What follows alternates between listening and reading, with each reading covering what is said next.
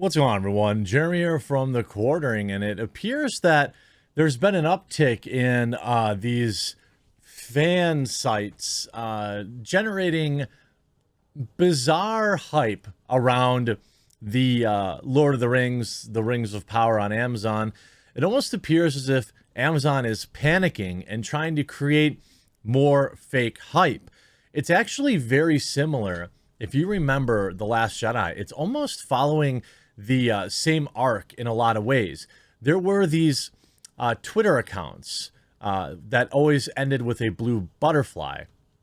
They were organized bots, like humans, but bots that endlessly shilled for The Last Jedi and even wrote hit pieces about me and other YouTubers, calling us all sorts of hilariously unfounded things in an astroturfed campaign to make everyone think that The Last Jedi was a perfect movie. Certainly people enjoyed the film. There were a lot of problems with it, but what was more interesting was the battle between these Reylos and actual fans of the movie.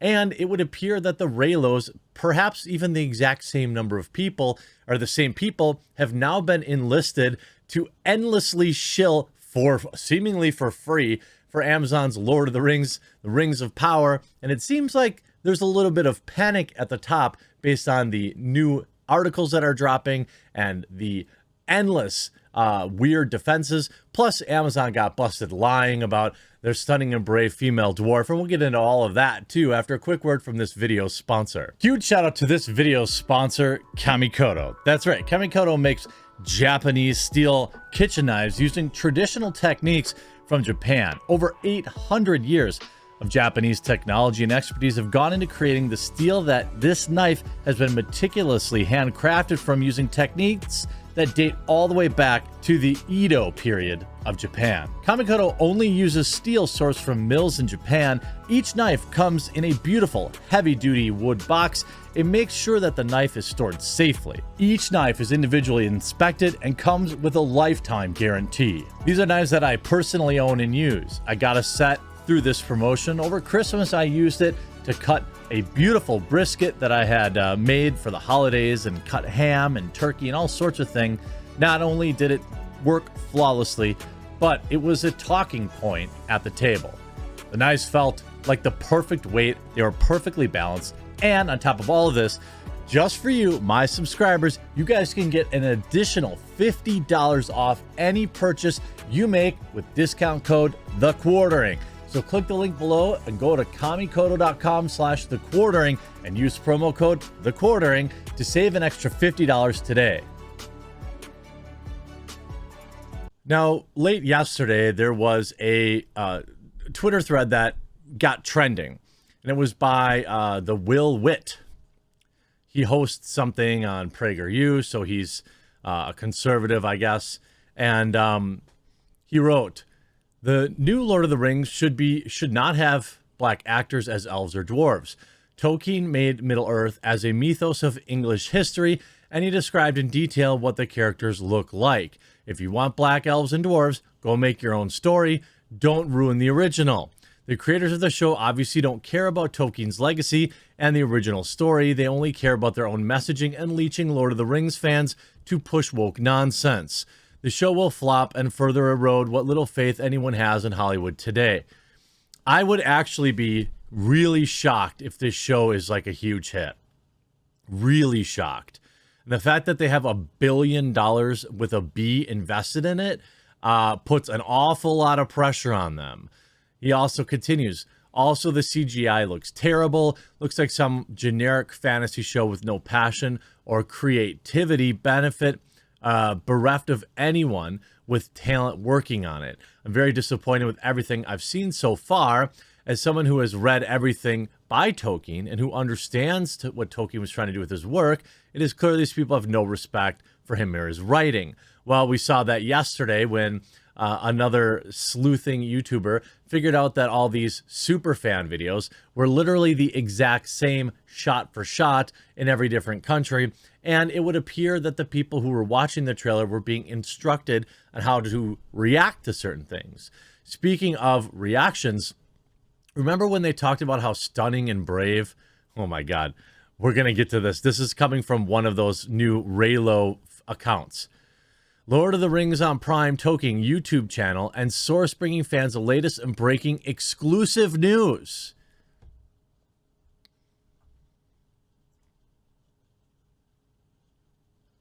Posting a poster for Lord of the Rings of Power. Now, this is clearly fan-made, but again, let's see how the replies are going.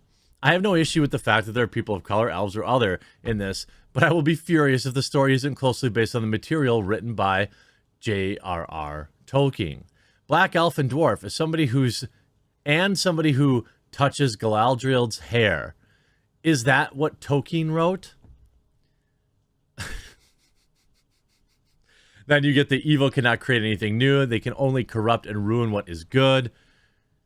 Now,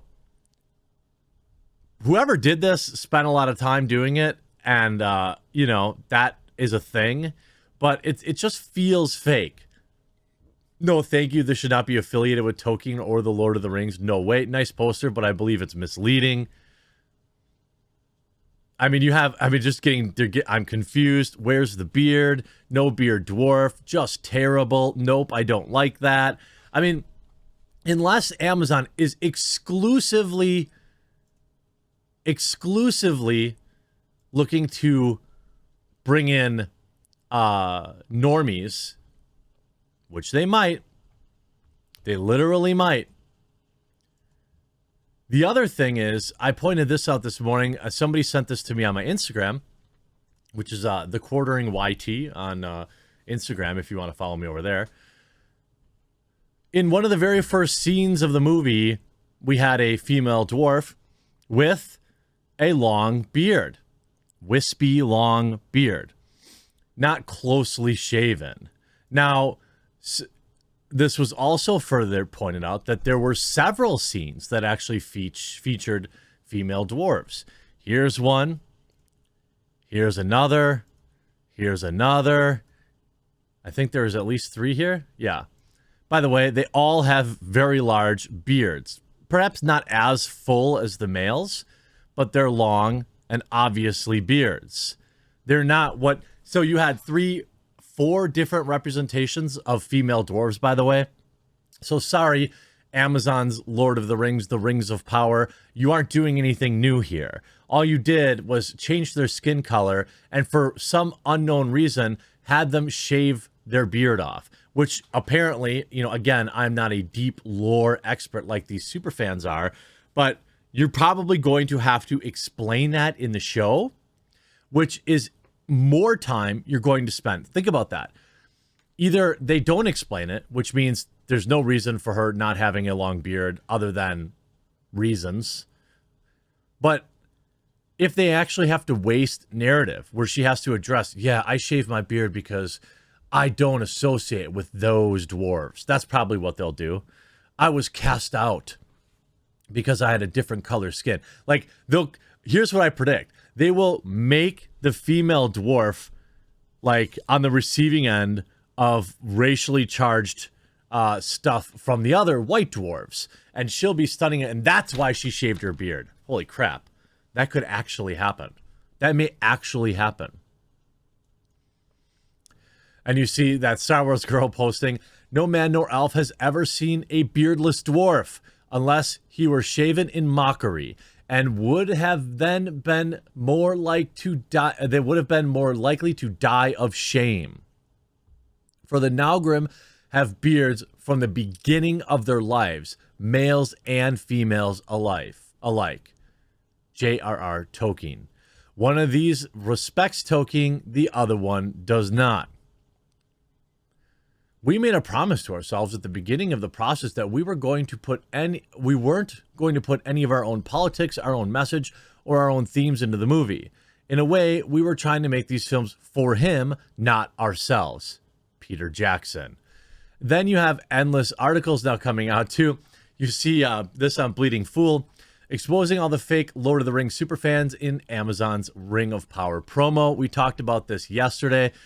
If you made it through the hand-picked, quote, fans who repeatedly prove they care more about themselves and identity politics and ideologies than J.R.R. Tolkien's masterpieces, then you're made of sterner stuff than me. The video of, quote, influencers was over-the-top cringe, no analysis, no breakdowns or deep dives. They literally discuss bits of the trailer and talk about their bedroom preferences. The saving grace is that if you have a handy dislike plug in your browser, you can see most people agree. Just look at those downvote numbers. This is at 12,000 downvotes. I actually feel like I want to pull this up now and see if there is, anything new. Lord of the Rings superfans. Here it is. It is now, yeah, it's at 152 likes and 12,600 dislikes. They actually still have comments on, which is, bold, I would say. It's a bold thing. As cringy as the video was, it actually gets worse. It turns out that Amazon's superfan video for Lord of the Rings revealed something even more embarrassing than initially thought, because not everything was as it seemed. A bona fide superfan of Lord of the Rings, YouTuber Disparu, not only ripped apart the above superfans trailer for what he calls a trip down the rabbit hole and discovered there were multiple versions of the trailer customized by language and regions. He found that several of these Tolkien superfans from the unlisted UK video, as well as German, English, Spanish, and other versions, and he breaks them down, proving every one of these videos shares similarities of the others. In other words, there is nothing organic or unique. Amazon would not have switched the video unlisted if the fanbase hadn't overwhelmingly expressed their displeasure with the superfan video after the massive disappointment. But what are your thoughts on the new ones and how comparable it is? Is the reason these sorts of projects turn out so awful or go woke is because the people behind them have no vision or imagination? Amazon Rings of Power series is DOA. No wonder the owners of the IP want to sell it off. Amazon says the new series will not feature any hookup scenes or any brutal battles, although the 11 and 12-year-olds at the bottom end of its target audience sometimes might have to pull the blanket up over their eyes if it gets a little too scary. The article finishes, quite honestly, I'm convinced that David Stewart is right about Amazon Rings of Power in that it exists only to spite Tolkien and his true fans. $1 billion FU to one of the last standing fandoms. We've seen it happen a million times, and I think, for me, even as for the channel, if I review the episodes, I'm going to have to find a different way to watch them because I'm not paying for it. And I'm not giving them watch statistics. Just not going to do it. Maybe I'll watch it at a friend's house or something. I hope you enjoyed this video. We'll talk to you again real soon.